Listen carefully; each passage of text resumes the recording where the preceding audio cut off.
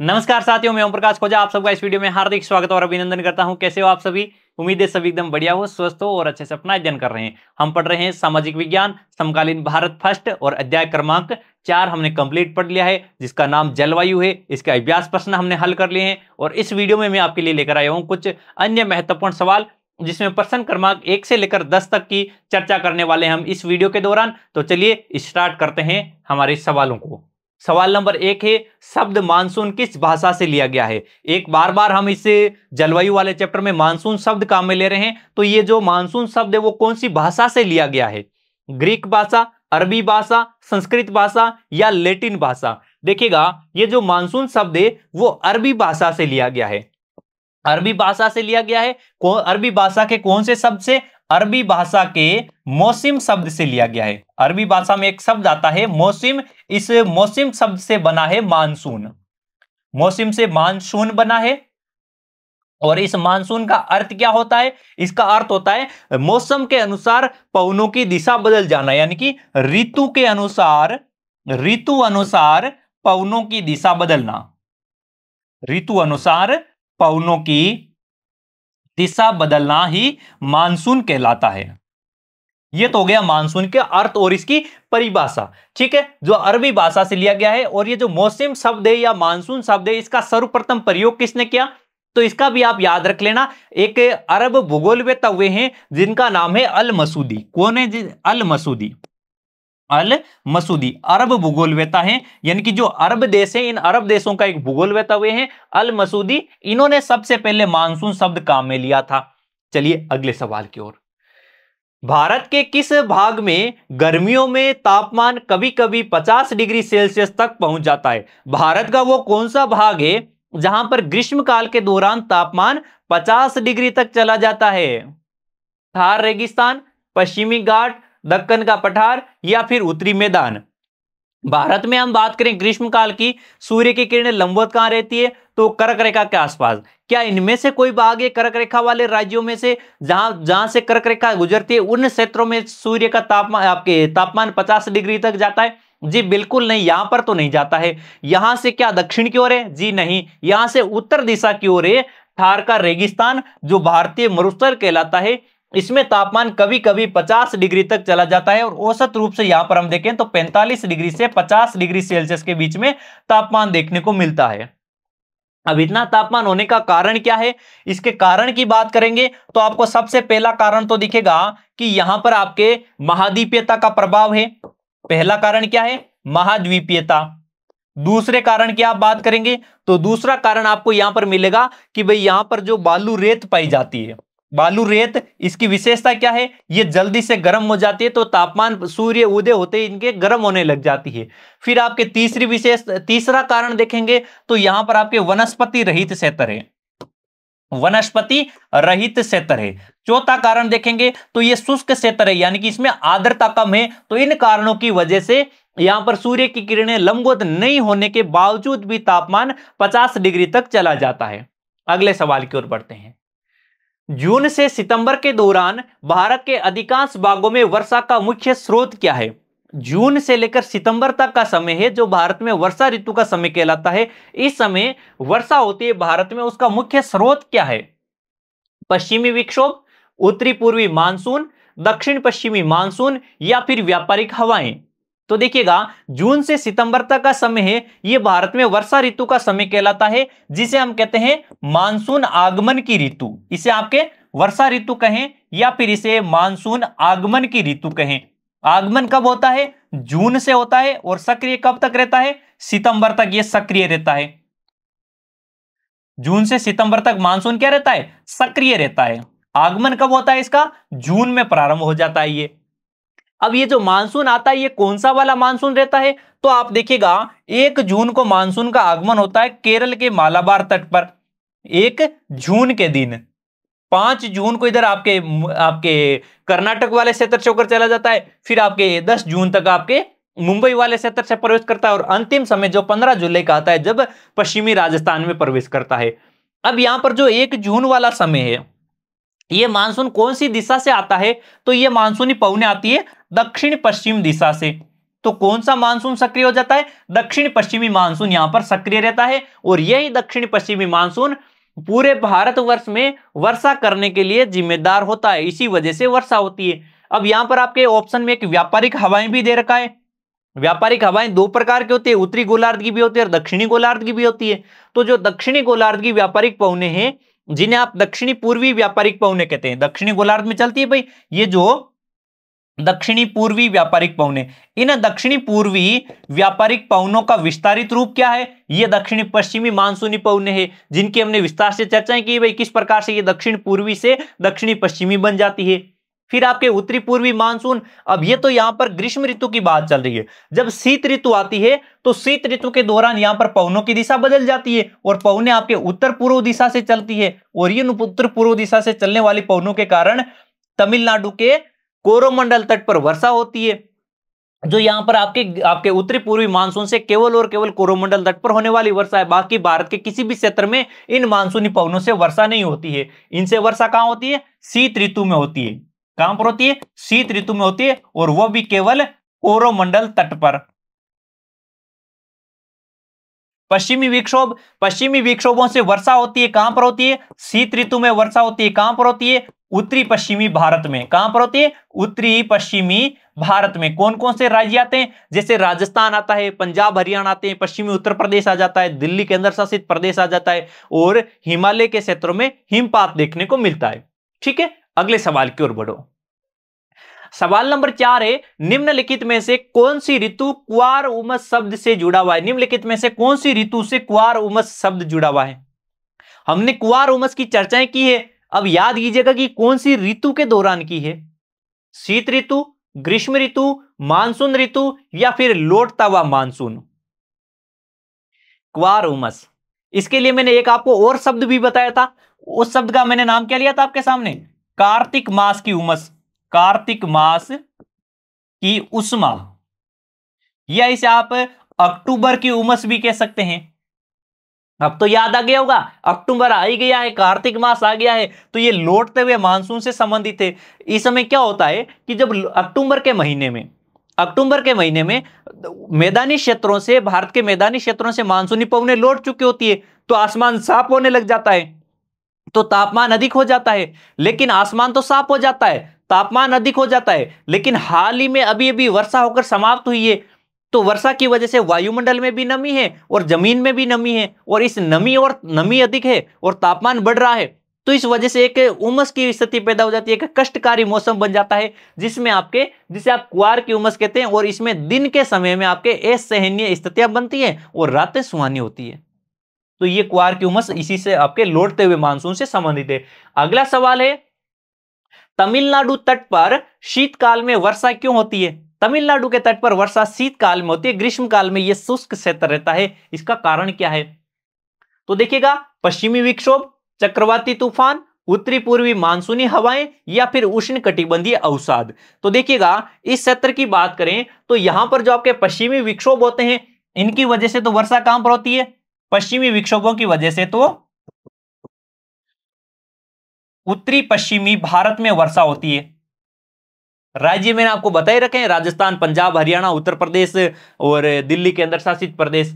तूफानी चक्रवात आपके मानसून ऋतु से संबंधित है।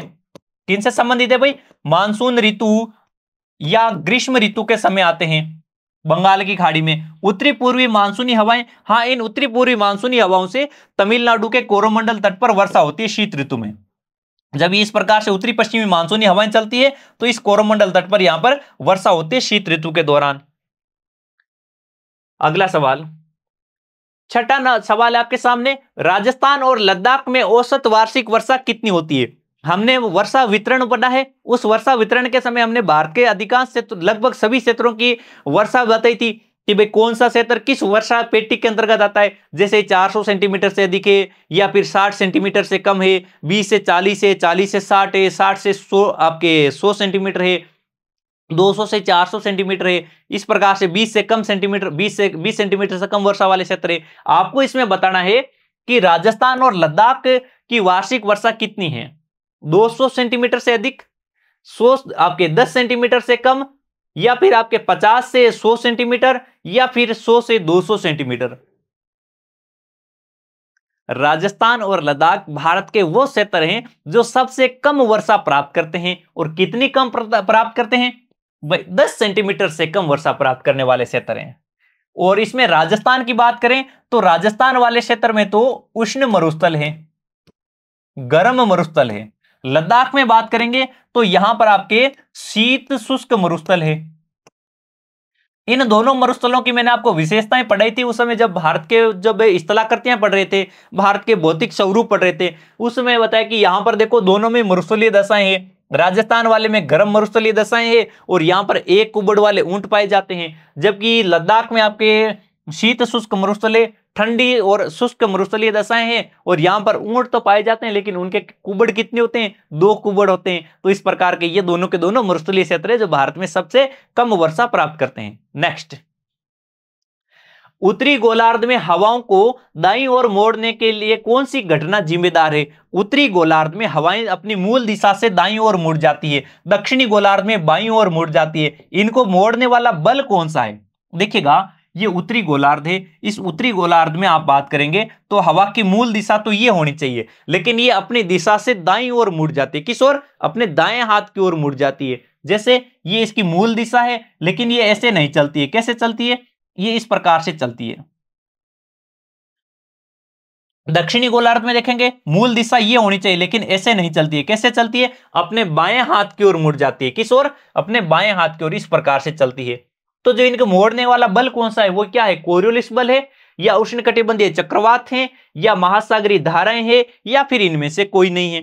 तो इनके लिए आता है कोरियोलिस बल। कोरियोलिस बल क्या है? एक देखिएगा, फ्रांसीसी विद्वान हुए हैं कोरियोलिस। इन्होंने फेरेल के नियम के आधार पर बताया कि जो पृथ्वी है अपनी पश्चिम से पूर्व की ओर घूर्णन करती है, अपने अक्ष पर घूमती है। किस ओर? पश्चिम से पूर्व दिशा की ओर। जब ये घूमती हुई पृथ्वी है, इसकी वजह से एक बल बनता है, बल उत्पन्न होता है। और ये बल एक प्रकार का घूर्णन के कारण उत्पन्न बल है, जो कि हवाओं की मूल दिशा को विक्षेपित कर देता है। किस प्रकार से करता है? तो कहा कि आप उत्तरी गोलार्ध में खड़े हैं हवा की मूल दिशा के सामने की ओर मुख करके, यानी कि हवा आपके पीछे से होकर आपके सर के ऊपर से गुजर रही है। तो ये हवा उत्तरी गोलार्ध में तो आपके हाथ के दाईं ओर से विक्षेपित हो जाएगी, हाथ के दाईं ओर मुड़ जाएगी। जैसे ये हवा ऐसे जानी चाहिए, लेकिन ऐसे नहीं चलकर इस प्रकार से दाएं हाथ की ओर मुड़ जाएगी। जबकि दक्षिणी गोलार्ध में ठीक इसके उलट हो जाएगा, हवा उत्तरी अपने हाथ के बाएं ओर की ओर विक्षेपित हो जाती है। इसी वजह से तो यहां पर जो व्यापारिक पवनें चलती है, इन्हें हम क्या कहते हैं? ये उत्तर पूर्व दिशा से आ रही है तो उत्तरी पूर्वी व्यापारिक पवनें हैं। ये दक्षिण पूर्व दिशा से चल रही है तो इन्हें दक्षिणी पूर्वी व्यापारिक पवनें कहते हैं। और फिर जब ये दक्षिणी पूर्वी व्यापारिक पवनें, जिनका विस्तारित रूप भारतीय मानसून होता है, ये विषुवत रेखा को क्रॉस करती है 40 से 60 डिग्री अक्षांशों के बीच में, तो यहां पर उत्तरी गोलार्ध में प्रवेश करने के कारण ये अपने मूल दिशा से दाएं हाथ की ओर मुड़ जाती है। तो इनकी दिशा कैसे हो जाती है? दक्षिण पश्चिमी। तो दक्षिणी पश्चिमी मानसून बन जाता है। ठीक है, इस प्रकार से समझ गए ना? चले आगे।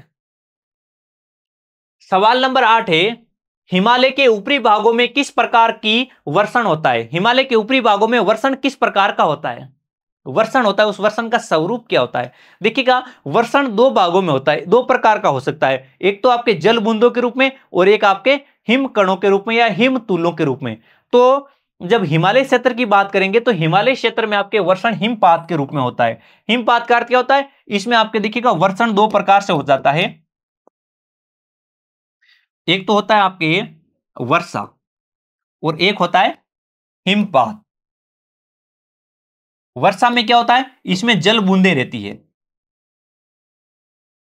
और इसमें क्या रहते हैं?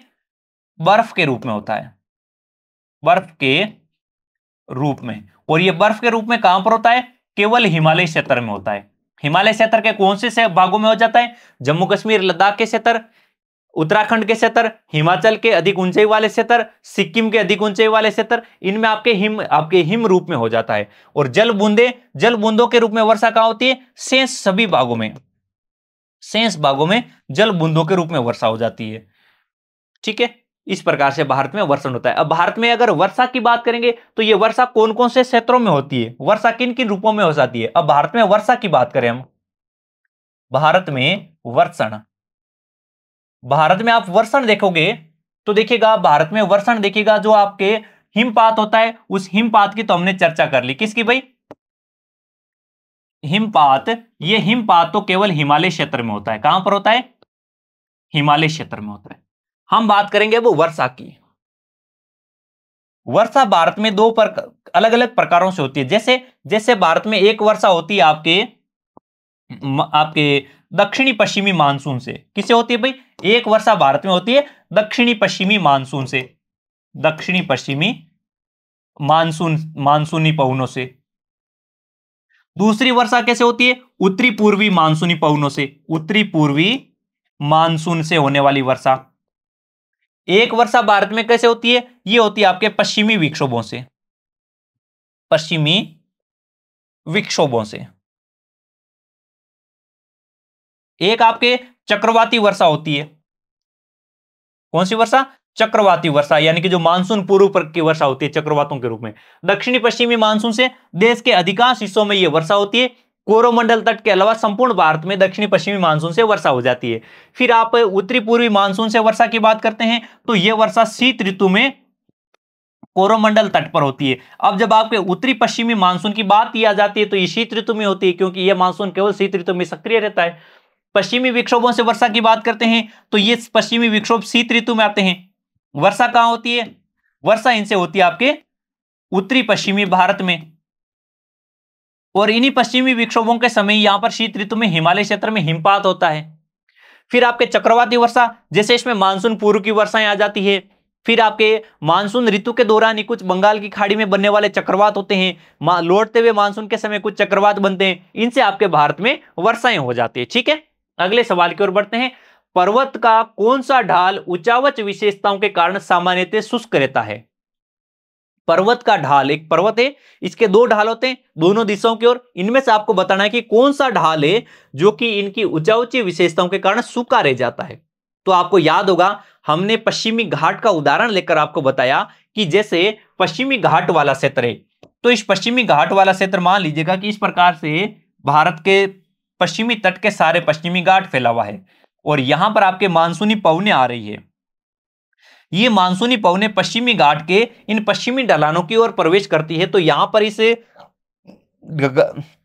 पर्वतीय क्षेत्र के सारे ये ऊपर की ओर चढ़ती है, और ऊपर की ओर चढ़ने के कारण यहां से इनमें आर्द्रता में वृद्धि होती जाती है, और इस क्षेत्र में आपके भारी मात्रा में वर्षा होती है। कितनी होती है भाई? भारी वर्षा होती है। कितनी भारी होती है? तो इनमें वर्षा हो जाती है आपके 250 सेंटीमीटर से अधिक, 250 सेंटीमीटर से अधिक वर्षा हो जाती है। कुछ क्षेत्रों में 400 से अधिक होती है, कहीं पर 200 से अधिक होती है, कहीं 250 से अधिक होती है। जबकि इसका जो पूर्वी ढाल है वो वृष्टि छाया क्षेत्र रह जाता है। क्यों रहता है? क्योंकि जैसे जैसे यहां पर आपके पवने यहां पर जो पश्चिमी ढलानों को पार करके इसके पर्वत के ऊपर चढ़ जाएगी, ऊपर चढ़ने के बाद में जैसे ये नीचे उतरेगी तो तापमान में वृद्धि होती जाएगी। तापमान में वृद्धि होती है भाई, जैसे जैसे हवा नीचे धरातल की ओर आती है तापमान में वृद्धि होती है। वृद्धि होने के कारण इनमें नमी धारण करने की क्षमता बढ़ जाती है। तो इनमें नमी धारण करने की यानी आसपास की नमी को अपने अंदर समाती रहती है, और ये वर्षा नहीं कर पाती है। तो इन क्षेत्रों में वर्षा 60 सेंटीमीटर से भी कम हो जाती है। ठीक है, और ये जो पवन अमी ये वाला जो ढाल होता है जिनमें अधिक वर्षा होती है, ये आपके पवन विमुखी ढाल होता है। ये अभी वृष्टि छाया क्षेत्र रह जाता है। कौन सा? पवन विमुखी ढाल शुष्क रहता है, वो वृष्टि छाया क्षेत्र कहलाता है। और जहां पर वर्षा अधिक होती है उसे पवन अभिमुखी ढाल कहते हैं। सवाल में आपको पूछा है सामान्यतः शुष्क कौन सा रहता है, तो पवन विमुखी ढाल शुष्क रहता है, जो वृष्टि छाया क्षेत्र कहलाता है। और पश्चिमी घाट के संदर्भ में पूर्वी ढाल है वो पवन विमुखी ढाल होता है। सवाल नंबर 10 है, रबी की फसलों को लाभ पहुंचाने वाली शीतकालीन वर्षा के लिए भारतीय शब्द क्या है? वो क्या है? मावट है। देखिएगा, रबी की फसलें होती है, रबी की फसलें कौन से समय में रहती है? तो ये शीतकाल की फसलें जो अक्टूबर नवंबर में बोई जाती है, यानी कि मध्य सितंबर से मध्य अक्टूबर तक इनकी बुआई होती है। फरवरी के समय और मार्च के समय इनकी कटाई हो जाती है। और ये फसलें, इन फसलों के समय पर पश्चिमी विक्षोभ आते हैं। पश्चिमी विक्षोभों की वजह से राजस्थान, पंजाब, हरियाणा, उत्तर प्रदेश के क्षेत्रों में वर्षा होती है, और यहां से रबी की फसल में, रबी की ऋतु में बोई जाने वाली, चाहे आपके गेहूं की फसल है, जौ है, चना है, सरसों है, इन सब के लिए ये जो शीतकालीन वर्षा है पश्चिमी विक्षोभों वाली, ये इनके लिए फायदेमंद होती है, इनसे अच्छी पैदावार होती है। तो इसलिए इन्हें इस प्रकार की जो वर्षा होती है, इस वर्षा को मावट कहते हैं। और ये रबी की फसलों के लिए फायदेमंद होने के कारण इन्हें कहा जाता है सुनहरी बूंदे। इन्हें सुनहरी बूंदें या गोल्डन ड्रॉप्स भी कहा जाता है। ठीक है, और इसी के साथ इस वीडियो को हम यहीं पर फिनिश करते हैं। आगे हम कुछ अन्य महत्वपूर्ण सवाल आपके लिए लेकर आएंगे नेक्स्ट वीडियो में। तो मिलते हैं अगले वीडियो में। उम्मीद करते हैं कि ये वीडियो आपको अच्छा लगा है, पसंद आया और सभी सवालों को आपने आसानी से समझ लिया है। मिलते हैं अगले वीडियो में, तब तक आप सभी का धन्यवाद। हंसते रहें, मुस्कुराते रहें और मस्त रहें। जय हिंद।